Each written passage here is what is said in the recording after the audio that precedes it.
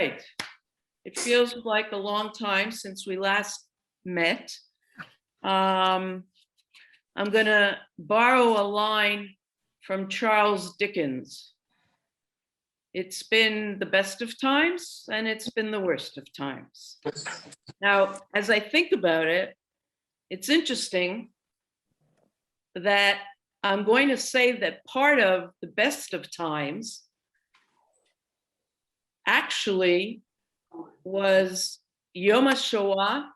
The best of times are Yom HaShoah and Yom HaZikaron L'Chalalei Tzahal, Memorial Day for the soldiers. Now, I know that that must sound strange, but as I was thinking of it, that's what came to me. Now, what is it about those 2 days that could be best? Just as horrific as they are, there's such a feeling of everybody being on the same page, and you're surrounded by it, everyone here, and togetherness, and you all know that you're listening to the same songs, listening to the same stories, and again, as horrific as it is, there's a warmth in knowing that everybody's going through it together. And certainly the best of times is the joy and barbecuing and remembering on Yom Ha'atzmaut. Now, perhaps the most poignant story from Yom HaShoah is that there's a siren that goes off throughout the country in the morning, and you know that's going to happen, and everybody stops. I think it was 10 o'clock in the morning. It's either 10 or 11, I think 10. At the same time, and I believe it was probably planned this way, a bris, a Brit Milah is taking place here in Israel. The sandak, the man holding the newborn baby, is a Holocaust survivor. And this, as the siren is going, this baby is his 47th great grandchild.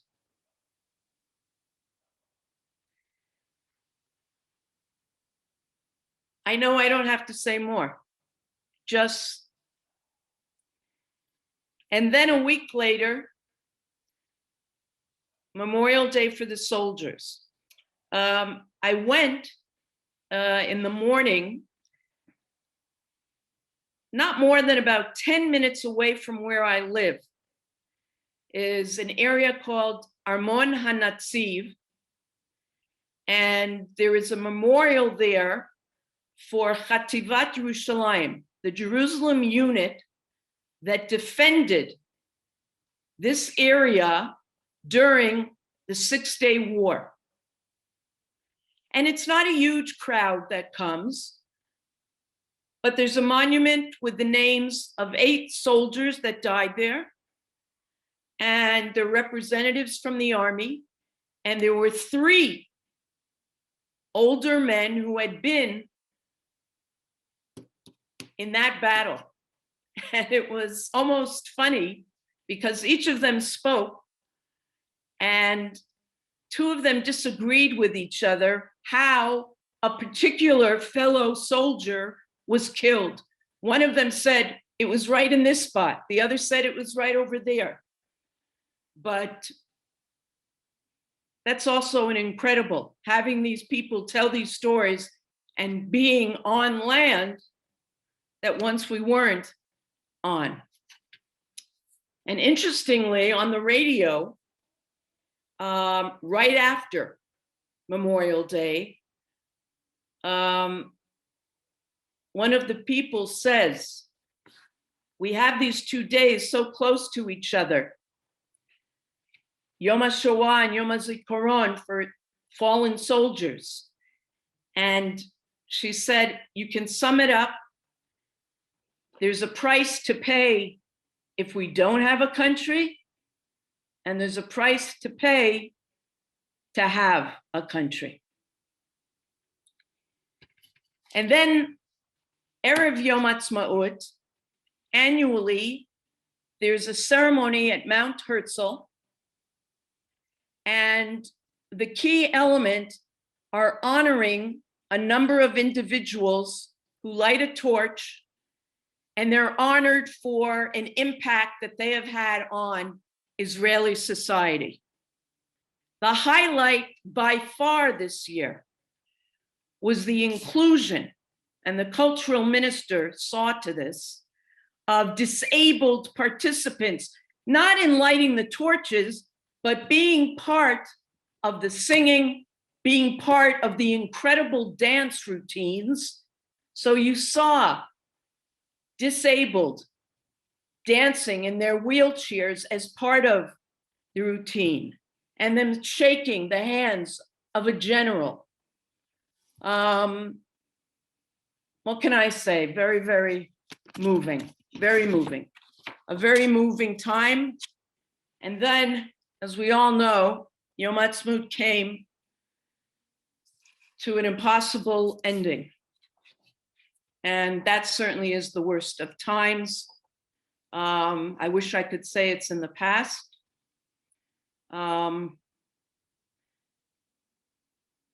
We dedicate this class to those who gave their lives, and some of them gave their lives trying to save others, and for refuah shlema, mentally and physically, to those wounded physically and emotionally.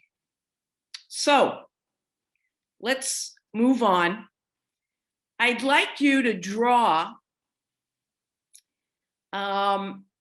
in words a picture depicting a Jew who fills his or her life with holiness. I'm going to ask you three things before I jump in.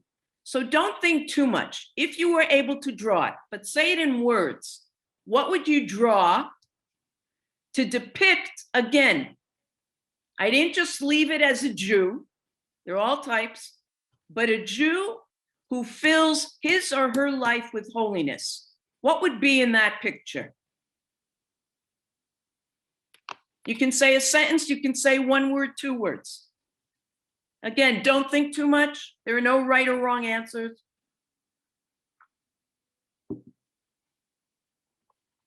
Anybody? I would picture in my mind a Jew who is constantly doing the particular mitzvot of commandments of people toward people. In other words, they may not be kosher, they may not go to shul, but they're always there helping at soup kitchens, or helping people get on the bus, or opening doors for people and making sure they pay their workers on time, and all these other mitzvot that deal with how you are supposed to deal with other people. Okay.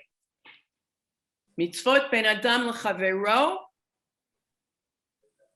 holy. Anybody else? Thank you, Michael. I'm thinking of somebody who has a delight in life, the joy of living. Yefet. Very nice. I get a sense that you're assuming that I'm not looking for a particular answer, like somebody praying. Okay, you're caught on. Okay, anybody else have a different image? We have mitzvot ben adam l'chavero, between people. We have a zest for life, an appreciation for life. Somebody else? I'm thinking of someone who shows compassion for those in need, for all kinds of issues, even just emotionally, someone who's struggling. Okay, thank you, Shirley Ann. Yes. Okay. Second question. Which of these two places is more sanctified? A Beit Midrash, a study hall, or Beit Knesset, a shul? Again, which of those would you think is considered to have more sanctity? And don't cop out and say they both are. I would say a Beit Midrash. Who is that? Sarah. Sarah. Okay, I gotta remember your voice because I'm not seeing her. Why would you say that, Sarah?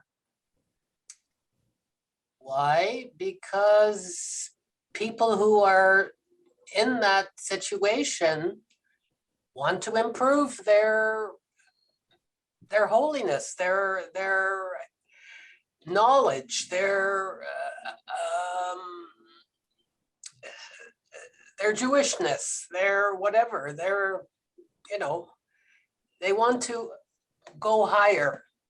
I love that answer. I love it because you're pointing to somebody who's on a ladder and looking to get higher. But wonderful. Thank you. Anybody else? I would say a synagogue. Okay, Michael, why? A Beit Midrash where you're studying without putting that into application, it's meaningless. A synagogue is where we come together for so many things, not just prayer, but where the community gets together for support and to plan all kinds of social action and programs for children. It's all about life and how we live. Okay. Okay. All right. Anyone else? Gloria. You're on mute. You're still on mute. We Yes. see Can you you hear me now. now? Yes. I just want to say I agree with Michael. For me, when you walk into shul, I don't care if it's a service or a study session. There's just a feeling when you walk in that you don't find out in the street or if you're in the grocery store or whatever else. That's just a feeling within. That's what I was saying. Okay. Okay. So we've got 2-1. Anybody else? I agree Yeah. with the last two. When you it's Stan. When you come Yes. into a synagogue, especially at Beth Tikvah, in the last 2 or 3 or 5 years, diversity. You're not seeing people studying as a whole by rote. You're seeing diversity. You're seeing a complete spectrum of society. You may see some non-Jews coming into to explore what goes on in our shul. You see some younger people, not enough, but you do see some younger people who are in classes who are learning about converting to Judaism, plus our own chevra. So it's a diverse, equitable situation. Okay. Interesting answer. Last question. If an outsider, because obviously all of this is going to relate to Shavuot in our discussion. If an outsider were to ask you, what is the essence of Shavuot? What would your immediate response be?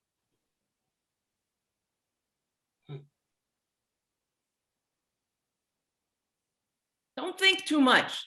The giving of the Torah. Giving of the Torah. Okay. Anybody else?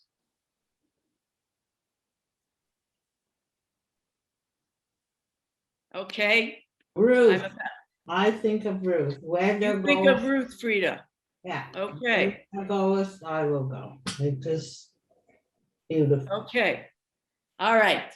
I'm glad we had that answer because I'm about to tell you that it hasn't always been that. Considered the essence, that revelation on Har Sinai. The truth is, Shavuot, through the years, many, many years, has evolved from the time of the Torah through the rabbinic period in exile, and then back again to the promised land as it is presented in our covenant, in our brit with God. So if we look at our sources here, Shavuot, festival of the harvest, day of the first fruits. So somebody might have, if I hadn't given the introduction, said, isn't something missing there? The truth is, we will get to the other titles, Man Matan Toratenu, in a little while. But when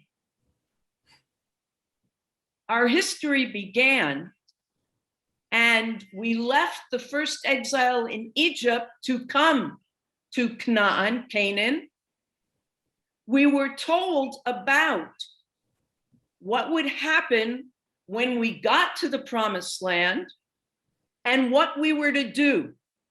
And that was going to be a holiday. And you'll note, though, that something is missing.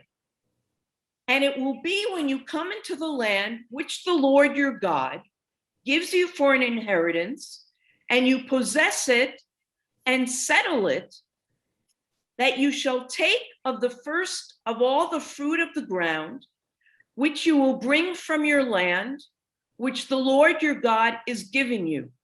And you shall put them into a basket and go to the place which the Lord your God will choose to have his name dwell there. So in Deuteronomy, the focus is on what we call an agricultural aspect. The festival of the harvest, bringing the first fruits. And that continues into the Mishnah.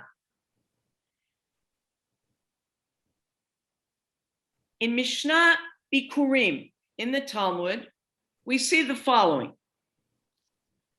How are the first fruits brought to Yerushalayim? All of the inhabitants of the towns in a regional area gather in the central town of the regional area so that they will not ascend to Jerusalem as individuals.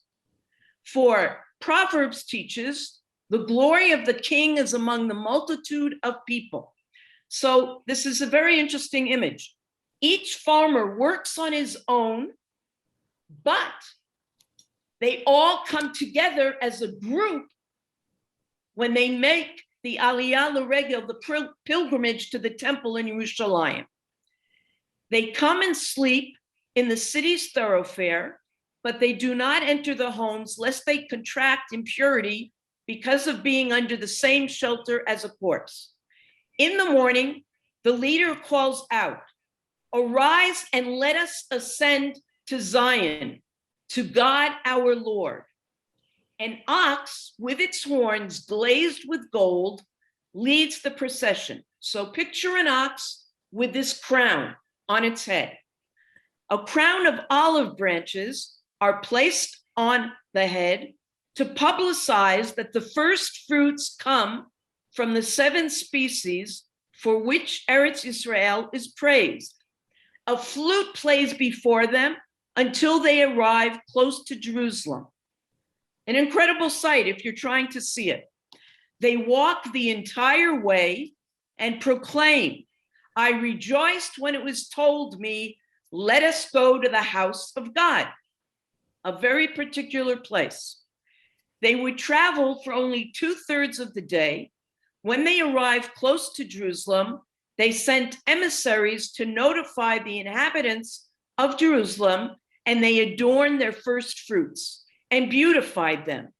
If they had some produce that was fresh and other produce that was dried, the fresh produce was placed on top. The leaders of the Israelites and of the priests and the temple treasurers would go out from Jerusalem to greet them. What is something similar that's done at Beth Tikvah based on this? First, you have memories of Mr. Enright? Yeah, okay. Yeah, okay. So how he would, I'm remembering him and probably after him as well, the shamash who would decorate with the beautiful symbols of harvest. And there would be a little Torah there. But what else do you do at the shul on Shavuot? What do you call up to the bima? Who do you call up to the bima? People who have just had a newborn. That's your first fruit.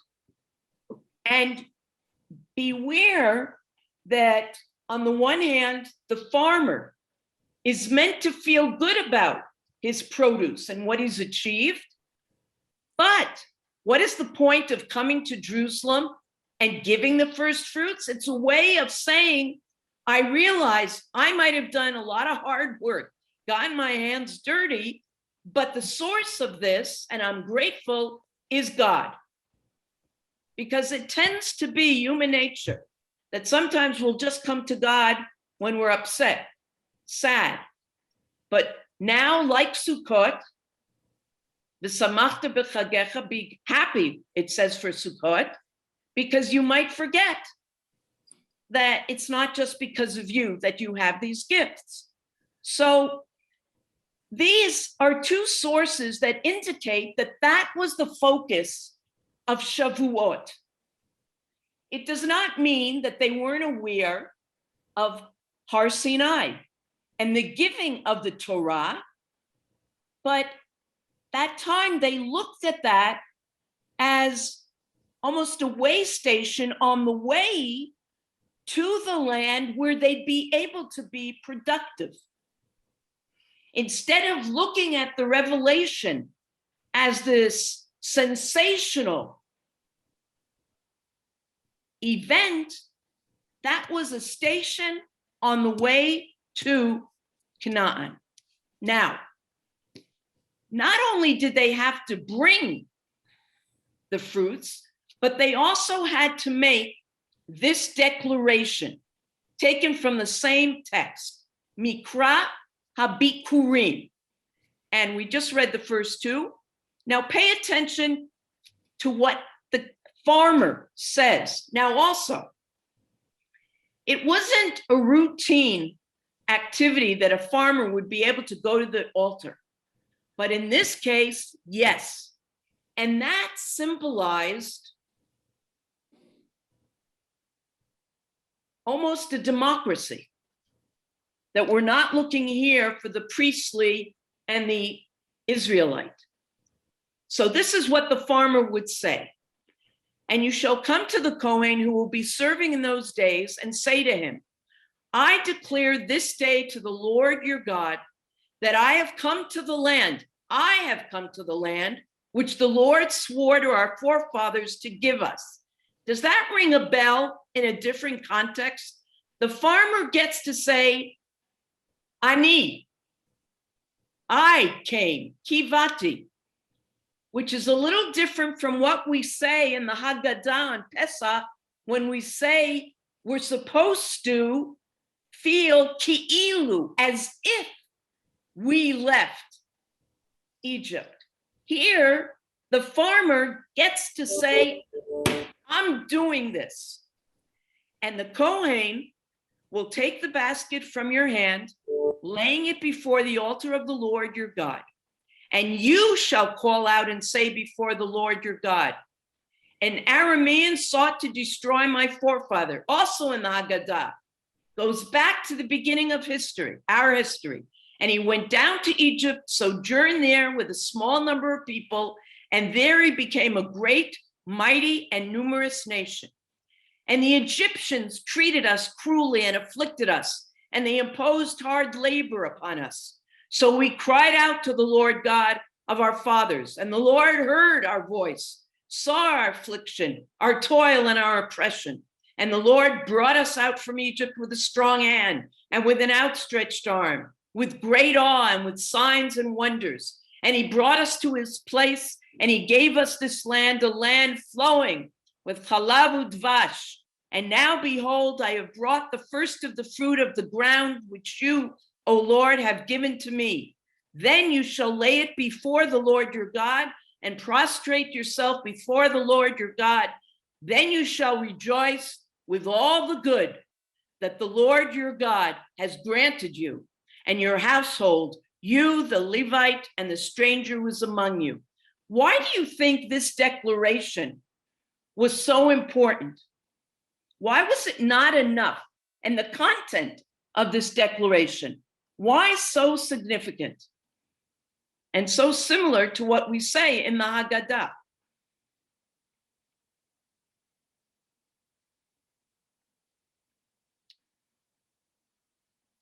He's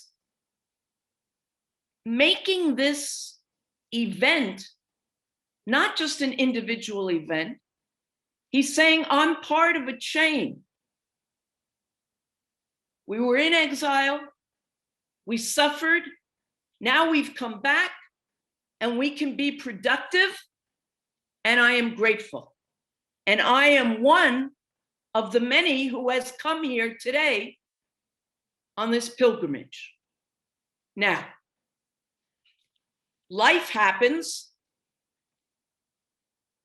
and we know after a while we are exiled. Anybody familiar with this picture?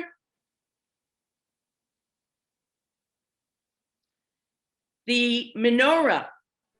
The Arch of Titus, and the The Arch of menorah and the Titus. Romans. Exactly, Bev. We know that the Romans take that menorah when they finally conquer us and send us into exile. And now, all of a sudden, we're going to see a switch in the focus. And why would that be? Because if you no longer have that temple to be able to make a pilgrimage to, life is different. So imagine you no longer have that. You're left needing something else. Now, you're probably familiar with Rabbi Yochanan ben Zakkai. I want to refresh your memory because he's considered responsible for making sure, albeit a new Judaism, but that it survived. And this is just a small selection from the scene where he decides he's got to do something. Abba Sikra, and this is taken from the Talmud, the head of the bandits of Jerusalem, who were zealots, and they were not willing to compromise, and they wanted to fight those Romans. So he was the son of Rabbi Yochanan ben Zakkai's sister. Rabbi Yochanan said to him, saying, come to me secretly. He came, and Rabbi Yochanan asked him, how long are you going to carry on this way and kill all the people with starvation? Now, what he's referring to is the zealots were so anxious for everybody to be so disgusted and to want to fight that they even kept food from them so that they would rebel. He said to him, what can I do? If I say a word to them, they will kill me, the other zealots. Rabban Yochanan said to him, devise some plan for me to get out of the city, Jerusalem, for perhaps I can save a little. He said to him, pretend to be ill and let everyone come to inquire about you and let them say that you are dead. Why? Because the zealots would not let anybody leave Jerusalem, but corpses, yes. Then let your disciples attend on you, since they know that a living being is lighter than a corpse. Rabban Yochanan did all this. When they reached the gate, the Jewish bandits wanted to stab him to ensure that he was dead. Abba Sikra said to them, shall the Romans say they have stabbed their master? They opened the gate. When Rabbi Yochanan came to Vespasian, he said, peace to you, O king. Vespasian said to him, you have been condemned to death on 2 counts. Firstly, because I am not a king. And secondly, if I am a king, why did you not come to me until now? Rabbi Yochanan said to him, in truth, you are a king, for Jerusalem can only be destroyed by a king. At this point, messenger arrived saying, arise, for the emperor is dead, and the notables of Rome have decided to make you, Vespasian, head of the state. Vespasian was overjoyed, and he said to Rabban Yochanan, you may make a request of me, and I will grant it.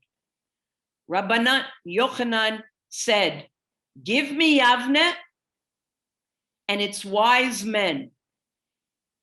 He ought to have said, let Jerusalem alone. But Rabbi Yochanan thought that Vespasian would not grant so much. So, what do you think was behind Yochanan in risking his life and setting up Yavne? And again, why, if he was told, make any request, did he not ask to spare Jerusalem? Now, here in the Talmud it says, because how could suddenly Rome change its whole strategy and its whole ideology and suddenly say, okay, you can have Jerusalem? So he thought he better not. And still, do you have an opinion one way or other about Yochanan's decision? And in fact, he set up a house of study there that is said to have kept Judaism alive. Anybody? I think that's exactly why he did it. He was looking to the future. He didn't want his religion to die when Jerusalem fell, and he knew it was going to fall. So he knew he had to get out and start fresh with a small, tiny yeshiva. Okay. Now, and this is the same Michael who said that the Beit Knesset is holier. Okay? Context. I am aware of that, of course, of course, of course. All right? But you can't have it all. Now, I could stand here and say, but you already said that. In this case, if you decided to stay in this city, which wouldn't allow for studying or really praying, then better to make the move. Okay. Now, we can see how because of this event, this Churban, things had to change. And this is when Shavuot took on a different flavor. Rabbi Irving Greenberg says the following: in this Churban destruction, God, as master pedagogue, was calling the Jews to a new level of covenantal relationship. The temple had been destroyed, but the divine presence was really everywhere, yearning for the Jews to uncover it. Just as those of you who answered at the very beginning, when I asked you to depict a Jew, that you didn't just say somebody who's in a Beit Knesset or even in a Beit Midrash, because God is meant to even be on the basketball court. Play properly. I should have said hockey. Okay. Wherever people ate and said words, Torah, wherever people sat as a court and gave justice, whenever the sick were visited or the hungry fed, which you alluded to before, Michael and Shirley Ann, there was the divine presence. Talmud Torah became the central religious act. In time, learning became the equivalent to biblical ritual acts. Now, he is assuming that Talmud Torah wasn't just for keeping it in the Beit Midrash, but to apply it in a courtroom, when you're eating, when you're dealing with people. Okay. And Eliezer Schweid, Zichrono Livracha, echoes and goes on. revelation was not to be considered just on Shavuot. The Torah, as the constitution of the dominion of God among the people, does not sanctify the moment of its own revelation. It sanctifies the way of life that the people is to live in accordance with the commandments. Its time is every day and every hour that the people observes the commandments. Every day and every hour that the covenant is observed. And Schweid goes on to say, the experience of the Beit HaMidrash, the study hall, and that of the Beit HaKnesset, the synagogue, coalesce. Together they fill the vacuum left by the destruction of the temple and the cessation of worship performed there. Now, especially in light of your answers earlier, I think we'll find this very interesting. Which is considered holier, the Beit Knesset or the Beit Midrash?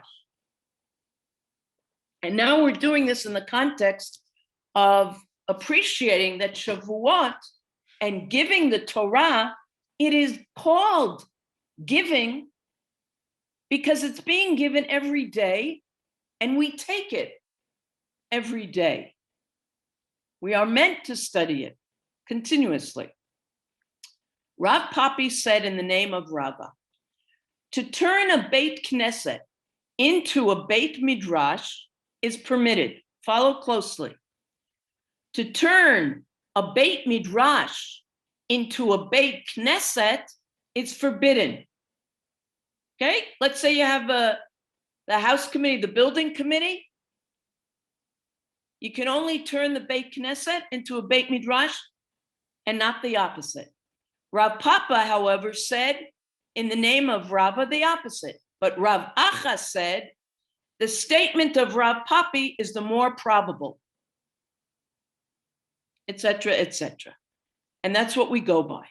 So now, why then does the Beit Midrash have leniencies associated? If they've just said that the Beit Midrash is holier, there are certain things that you can do in a Beit Midrash which you're not supposed to do in the sanctuary, such as eating or taking a nap. In the Beit Tfilah, in the sanctuary, you're not supposed to do that. In the house of study, the hall of study, you are allowed to. Anybody want to take a guess at why? You can eat, you can take a nap in the Beit Midrash, not in the Beit Knesset. And we're talking now in the Beit Knesset in front of the Aron Kodesh. Why do you think that is? You're in the Beit HaMidrash a lot longer. You're probably expected to be studying for a lot of hours, and you need to, quite often people may just drift off to sleep as they're studying. Okay. And they may need sustenance. Okay. No, that's a very practical and good answer. Okay, that they spend so much time there. Yes. Okay, let's go on and see that. Now, we turn to the initial source for the mitzvah of studying Torah, Talmud Torah, namely the first parasha of Kriyat Shema. In this section, Moshe charges the Jewish people to study. When you stay at home, when you go on the road, when you lie down, when you get up. So Torah study is a relatively informal activity, one that is woven into our everyday lives. While it is certainly appropriate to prepare for Talmud Torah, there is no long lead up to study. And in fact, there's a bracha that you can say in the morning for studying Torah, and it lasts the whole day, even if you're doing other things. Okay, Tfilah, though, is different. It's much more formal. One should not stand up to pray except in a reverent state of mind. The pious one of old used to wait an hour before praying in order that they might direct their thoughts to God. Even if a king greets one who is praying, one should not answer him. Even if a snake is wound round one's heel, one should not stop unless it's poisonous.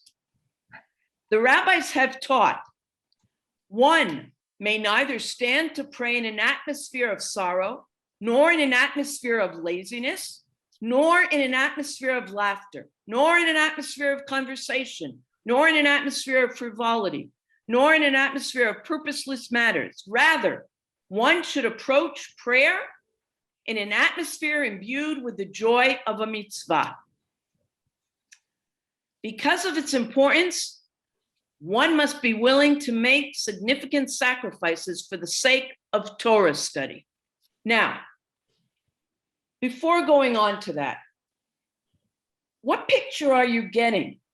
Because sometimes you have a feeling that if you have to be very formal and decorum is essential, that makes for holiness, as opposed to picturing I'm studying when I'm on the road, when I'm sitting down, when I'm making noise in a chavruta, that holiness isn't necessarily something that is formal. And what Shavuot, by having this focus, the rabbis were saying, we want this Torah almost not to be something special, but to be just an everyday occurrence. Now, this was a desperate call for taking the place of the security they felt in having the temple. Why do you think they decided that they would read the Torah 3 times a week? For this very reason, that it should be there to give them comfort, to give them a structure. You no longer can bring your first fruits. You can no longer have the Kohanim and the temple. Something else had to be the focus. Now, I'm going down. No one can excuse himself from Torah study by claiming that he is poor, wealthy, and therefore distracted or wicked, as the Tanaim struggled with all 3 yet fully committed themselves to the study of Torah in Rambam's classic formulation. And he says, every Jew is obligated to learn Torah, whether he is poor or rich, whether he has a full and healthy body, or whether he is a person who is suffering, whether he is young or whether he is very old and his strength is weak, even if he is a poor man who supports himself from charity and knocks on each door, and even if he is a husband and father, a wife and a mother, she is obligated to have a set time to learn Torah during the day and the night, as it is written, recite it day and night, Yomam V'Lail. And these laws, which this Rav Sinensky has put together, all are meant to show how essential the Torah and Torah study became to the community once they were in exile. It didn't mean that they stopped longing to return, but this became their reality. And Rambam says the following: elementary teachers, so anything that's important, you've got to make sure your little ones get involved. Elementary teachers are appointed in each province, district, and town. If a town is without an elementary school for children, its inhabitants are placed under a ban, shunned by the greater Jewish community until they engage teachers for the young children. If they have failed to do so, the town is destroyed. For the world is maintained only by the breath of school children. I'm just thinking of this now. If we hadn't come to Toronto in '67, we might have gone to Spokane, Washington. Anybody ever have been there? No, probably not. Well, that was one of the places where your former rabbi went for an interview. They asked all their questions of him, and then when they were finished, he said, I have some questions. I have a daughter who's going to be 14, and she's gone to day school her entire life. What kind of Jewish education can you provide? And they said, you have a daughter who's 14 and has gone to day school? Well, she could be our teacher. We did not go there, but these are laws. These are laws. Now, it became a tradition to put much emphasis on introducing little children at the beginning of their lives, 3 years old, 5 years old, to learning Torah. Yoshua Sobel, an Israeli playwright who also wrote some poems, some songs, wrote this in remembering what it was like in our village Tudra, in the heart of the Atlas Mountains in Morocco. We would take the boy who reached the age of 5, a crown of flowers we'd made for him in our village Tudra, a crown we put on his head.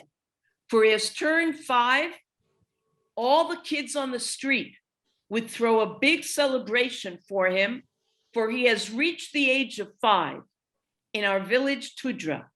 And then the guest of honor who reached the age of 5 in our village Tudra would be taken into the synagogue and on a wooden board writing with honey, the alphabet, all the letters made of honey, and we tell him, our beloved, lick it, and the Torah in his mouth would be as sweet as honey in our village Tudra, in the heart of the Atlas Mountains. And this became a tradition of the first day of school, and not just here in Israel, but in diaspora communities, of wanting children to see the Torah as being sweet, and so giving them literally a taste of honey. Now, I want you to keep in mind as we read the next poem, and remember this Tudra, we're going to compare it to the description in the beginning of our class of the pilgrimage to the temple. Okay, just one paragraph from Salenu al Ktefenu, written by Levin Kipnis. See if you see a difference. Our baskets on our shoulders, crowned heads, from the ends of the land we came, we brought first fruits. From Yehuda and the Shomron, from the valley and the Galil, make way for us first fruits. With us, bang the drum and play the flute. So the first thing I want to ask you, the crown. Do you remember where that crown was when they made the pilgrimage to the temple? The crown was on whose head? The ox. Okay, and the focus was of giving that to God. And do you remember, it also said, you will bring your first fruits to where? To the place that God will choose. Okay, what does it say here? Tell me. In the Torah, it says the place that God will choose. What does it say here in this Israeli description of celebration of Shavuot? What's the difference? The heads here are on the children. The crowns are on the heads of the children. What else? It doesn't say where they're bringing the fruits to, certainly not, doesn't say to God. Where does it say? What does it say? It's saying where they're coming from. Where they're coming from. They're bringing their fruits from Yehuda, the Galil, the Shomron. Now, I put here exile to homeland again. I began and said that Shavuot has had its journeys. It began in the time of the Torah with a focus on the agricultural part. Then, in context out of history, the focus moved toward Talmud Torah, studying Torah, still dreaming of a return to the land. And then we come back to our land. And in fact, secular and pioneers wanted to celebrate. Remember, many, many months ago, we talked about the phase of many pioneers wanting to reject all of tradition. And then we've said that some realized you don't have to throw it all out. So here, in the time of the pioneers, they wanted to celebrate, and not just children, and you'll see why I say that in a few moments, but everyone in the secular population wanted to return to the agricultural celebrations, but of course, the focus was not on bringing to God. Okay, now, the observant population could also be involved with that, but also obviously did tefillot, and there aren't that many traditions associated with Shavuot, but they certainly had certain rituals, kiddush. Okay, now, Shvaid goes on to describe the following.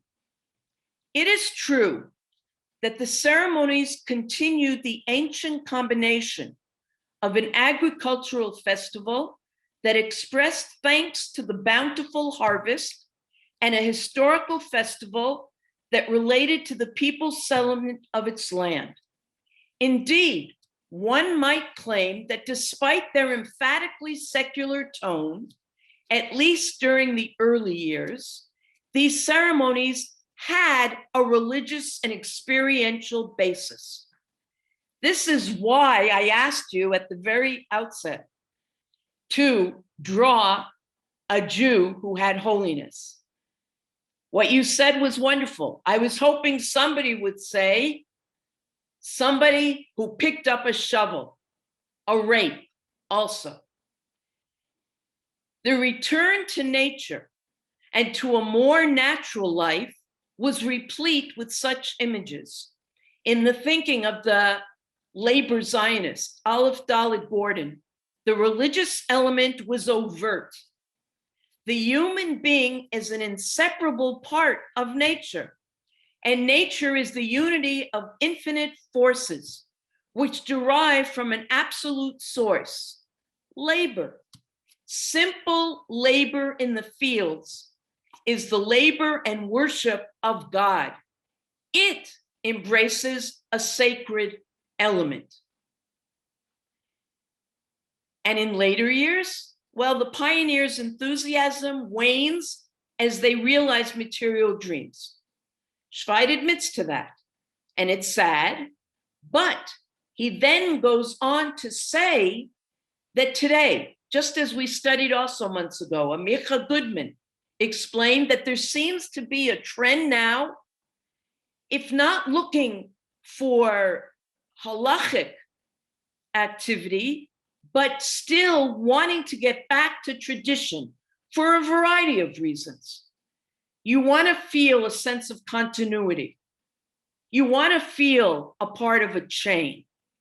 And so now, the truth is that these celebrations, agricultural celebrations, you mostly see it in children's gatherings and in nursery schools and elementary schools, as opposed to the way they used to do it with adults on kibbutzim, etc.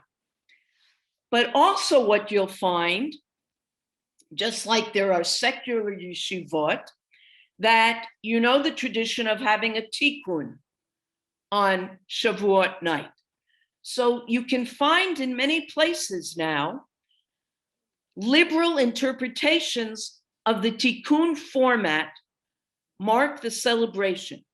Sessions relate to various issues from traditional and modern sources, and an effort is often made to clarify questions regarding the nature of a Jewish way of life and Jewish cultural identity. The attraction, Schweid says, the very fact that issues addressed in a framework of study and discussion. What does he mean? Remember also a couple of months ago that one of our thinkers about teaching Bible said how important it is to not just present simple stories and facts, but to get the students to think, to use their minds. And so we close with Rav Amital saying that this is how you can draw people into appreciating Torah study.